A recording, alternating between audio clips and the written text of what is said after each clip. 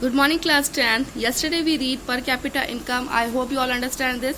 Now today we read calculation of national income in India. यानी कि जो है नेशनल इनकम की जो कैलकुलेशन है वो इंडिया में कैसे होती है। इंडिपेंडेंस से पहले जहाँ पर कोई गवर्नमेंट एजेंसी जो थी वो कैलकुलेट करती थी नेशनल इनकम इंडिया में। फर्स्टली जो नेशनल इनकम इंडिया में हुआ कैलकुलेटेड वो किया था दादा भाई नेरोजी ने 1868 में। इसके बाद में ये जो नेशनल इनकम जो थी वो अनुमान के तौर पर जो है डन की गई थी फिंडले शिराज द्वारा, डॉक्टर वी राव द्वारा, आर.सी. Desai and others. ये सभी स्कॉलर्स जो थे वो डिफरेंट मेथड्स जो और बेसिस के तौर पर कैलकुलेट करते थे नेशनल इनकम को। लेकिन इन स्कॉलर्स की जो लैग्ड रिलायबल फिगर्स जो थे और डाटा जो था, इस वजह से जो है वो हमेशा जो है सुटेबल जो स्ट्रेटेजिकल मेथड्स जो है वो सुटेबल उनका नहीं हो पाता था।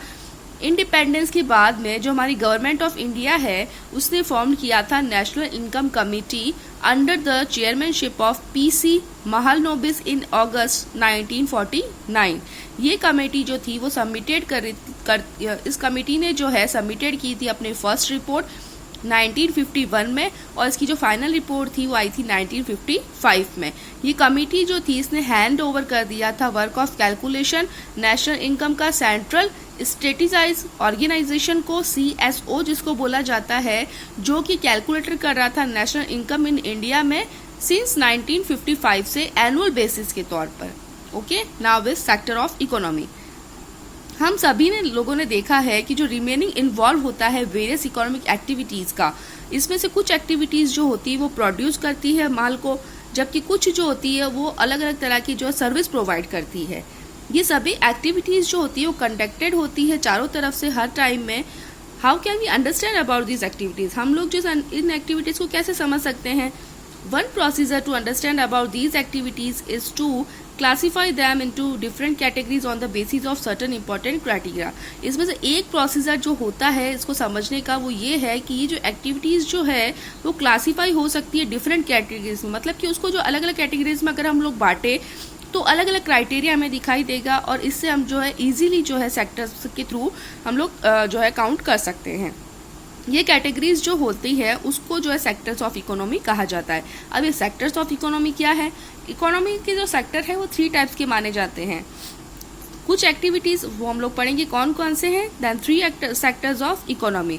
कुछ एक्टिविटीज जो होती है वो प्रोड्यूस करती है माल को by using the natural resources, यानी कि नेचुरल रिसोर्सेज जो है वो यूज करती है डायरेक्ट फॉर्म में, जिसे हम लोग क्या बोलते हैं? Primary activities. Okay, first sector हमारा हो गया प्राइमरी सेक्टर या प्राइमरी एक्टिविटीज।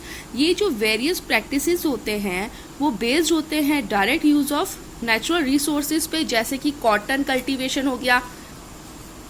ये जो है सीजनल क्रॉप है और इसका जो ग्रोथ हम लोग बोल सकते हैं कॉटन प्लांट्स का, तो उसके क्या होता है वो डिपेंडेंट होता है नेचुरल फैक्टर्स में, जैसे कि रेनफॉल, सनलाइट और क्लाइमेट के ऊपर।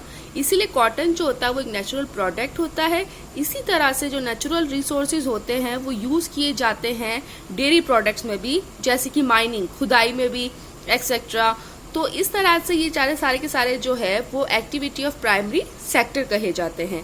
प्राइमरी सेक्टर जो होता है वो एग्रीकल्चर और एलाइड सेक्टर के नाम से भी जाना जाता है। आप सबको अच्छे समझ में आ गया, ये बहुत ही इंपॉर्टेंट है। सबसे पहला हमारा जो सेक्टर है वो प्राइमरी सेक्टर है और प्राइमरी सेक्टर जो है वो प्रोड्यूस करता है good bye using the natural resources in direct form of including in primary activities में। और इसकी जो है वो एग्जाम्पल हम लोग बोल सकते हैं, जैसे अभी आपने पढ़ा कि कॉटन प्लांट्स जो है उसके लिए क्या ज़रूरी होता है? रेनफॉल, सनलाइट और क्लाइमेट। फिर डेयरी प्रोडक्ट्स है, माइनिंग, यही सारे जो प्राइमरी सेक्टर के अंतर्गत आते हैं। Next is under the activities of secondary sector. अब सेकेंडरी सेक्टर कौन सा है? Products are transfer into forms through way of manufacturing. Products जो होते हैं वो फॉर्म्स किए जाते हैं मैन्युफैक्चरिंग के द्वारा। ये जो सेकेंड स्टेप होता है ये होता है प्राइमरी सेक्टर के बाद में। माल जो होता है वो मैन्युफैक्चर किया जाता है इस सेक्टर में। ये प्रोसेस जो होती है वो एक ऐसी चीज़ है जहाँ पर वर्कशॉप हो गया, होम हो गया, उसे हम लोग सेकेंडरी जो है सेक्टर बोल सकते हैं। फॉर एन एग्जाम्पल, जब हम लोग जो है फाइबर, रेशम जो है वो ऑब्टेन करते हैं कॉटन से, तो उससे हम लोग क्या बनाते हैं? थ्रेड, धागा, और फिर हम लोग जो है उसको वेव करते हैं, क्लोथ को जो कपड़ा होता है उसको बुनते हैं। We use sugar cane as raw material, जैसे कि शुगर केन जो होता है वो हमारे लिए कच्चा माल की तरह होता है, उससे शुगर बनती है और गुड़ बनता है। Jaggery means wood. We make bricks from soil and from these bricks we make house and buildings. हम जो है bricks जो है soil से प्राप्त करते हैं और ये bricks जो है वो हम लोग घर बनाने में और building बनाने में करते हैं. तो ये जो सेक्टर होता है ये एसोसिएटेड होता है इंडस्ट्री के साथ में, इसलिए इसको जो इंडस्ट्रियल सेक्टर भी कहा जाता है.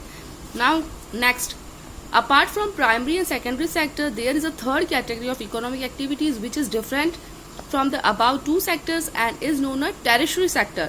हमारा थर्ड जो सेक्टर हो गया वो हो गया टेरेसरी सेक्टर, और इसमें भी जो इकोनॉमिक एक्टिविटीज जो है वो इससे डिफरेंट होती है. कैसे डिफरेंट होती है? अब हमने देखा माल प्रोड्यूस हो गया, सब कुछ हो गया, माल की मैन्युफैक्चरिंग भी हो गई, तो अब माल जो सप्लाई करने के लिए भी तो होना चाहिए ना.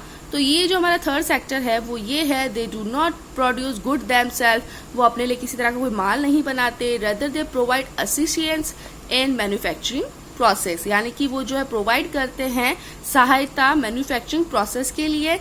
एग्जाम्पल के तौर पर प्राइमरी और सेकेंडरी सेक्टर जो होता है वो रिक्वायर करता है ट्रांसपोजिशन.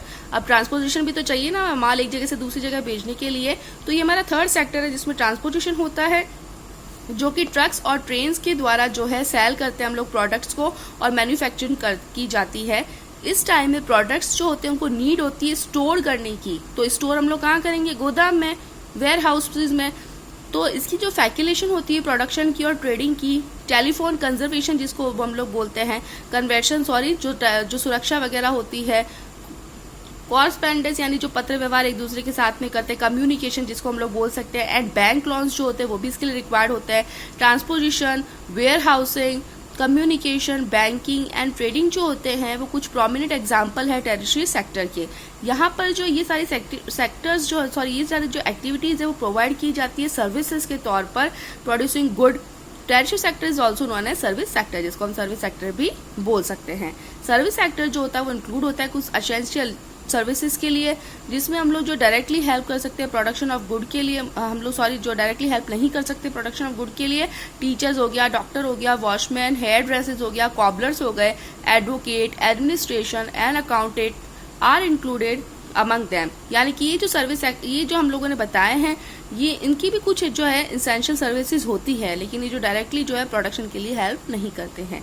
रिसेंट टाइम में सर्टन जो न्यू सर्विसेज होती है वो बेस्ड होती है इंफॉर्मेशन टेक्नोलॉजी के लिए, जैसे कि इंटरनेट कैफे हो गया, एटीएम हो गया, बूथ्स हो गया, ई कॉसेक्स हो गया. ई कॉसेक्स आपको पता होगा ना, जिसमें से सूचनाएं प्रदान की जाती है और उसमें नेट और वाईफाई भी होता है ई कॉसेक्स में. जैसे कि एटीएम से हम लोग पैसे निकालते हैं तो इसमें जो है हम लोग जो है सूचना प्राप्त कर सकते हैं ई कॉसेक्स में से, ठीक है. और ये भी सूचना प्राप्त करने का सबसे अच्छा तरीका है. कॉल सेंटर्स हो गया, सॉफ्टवेयर कंपनीज हो गई, तो ये सभी बहुत इंपॉर्टेंट है. Next is historical change in sector. अब इन सेक्टर्स में जो है हिस्टोरिकल चेंज कैसे हुआ? जनरली ये पाया गया कि जो मोस्ट डेवलपिंग नेशंस है उनका अपना जो एक इनिशियली स्टेज डेवलपमेंट का. प्राइमरी सेक्टर जो है वो मोस्ट इंपॉर्टेंट सेक्टर है. धीरे धीरे एग्रीकल्चर सिस्टम जो था वो स्टार्टेड हुआ ट्रांसफॉर्मिंग में, और ये जो सेक्टर है वो बहुत ज़्यादा समृद्धिशाली हो गया और स्टार्टेड प्रोड्यूसिंग जो है उससे more good as compare to earlier time. मतलब बहुत ज़्यादा अच्छे से जो व्यापार होने लगा. बहुत सारे लोग जो थे वो एंगेज हो गए थे दूसरे ऑक्यूपेशन में. जो नंबर ऑफ कारीगर थे, मतलब जो नंबर ऑफ क्राफ्ट्समैन थे और ट्रेडर्स थे वो भी बढ़ने लग गए.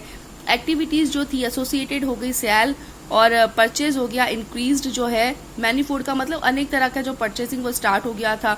इसी के साथ में बहुत लोग जो थे उनकी तरह तरह के जो है वो एंगेज हो गए थे ट्रांसपोजिशन में, एडमिनिस्ट्रेटिव में, मिलिट्री ऑक्यूपेशन में. इवन आफ्टर दिस कंडीशन बहुत सारे जो गुड्स वगैरह थे वो प्रोड्यूस हो गए थे प्राइमरी सेक्टर के द्वारा, और मोस्ट जो लोग थे वो एम्प्लॉयड हो गए थे इस सेक्टर के अंदर. इसी के साथ जो इंट्रोडक्शन हुआ न्यू मेथड प्रोडक्शन का, फैक्ट्रीज स्टैब्लिश हो गई और उसका प्रचार प्रसार हो गया. तो ये जो लोग थे वो अर्लियर जो यूज करते थे work in the field started working in factories. अब लोग जो है फैक्ट्रीज में काम करने लग गए. प्रोडक्शन के कारण जो चीपर गुड्स जो थे फैक्ट्रीज के, और जो सेकेंडरी सेक्टर जो था वो मोर इम्पोर्टेंट बन गया with the view point of production और एम्प्लॉयमेंट जनरेशन को देने के लिए. As a consequences work started to be done in extra time also. समय के साथ साथ जो था वो वर्क जो था वो एक्स्ट्रा टाइम लेने लग गया. In the past 100 years there has been a shift from secondary to territory sector in developed countries. Past 100 years में यहाँ पर जो है कि जो है सेकेंडरी जो सेक्टर था वो टेरिटरी सेक्टर में डेवलप कंट्रीज में होने लग गया. ये सर्विस सेक्टर जो था वो मोस्ट इंपॉर्टेंट हो गया टर्म्स ऑफ टोटल पॉपुलेशन में. Most of the working people are also employed in the service sector. इसमें से बहुत सारे जो वर्किंग पीपल थे वो एम्प्लॉयड हो गए थे सर्विस सेक्टर में, और ये जो कंडीशन थी वो क्लियरली नोटिसेबल कर रही थी कि हमारे इन कंट्रीज का क्या हो रहा है, डेवलप्ड हो रहा है। ओके, तो आज हम इतना ही पढ़ेंगे, कल हम लोग पढ़ेंगे rising importance of tertiary sector in production. Till then, thank you.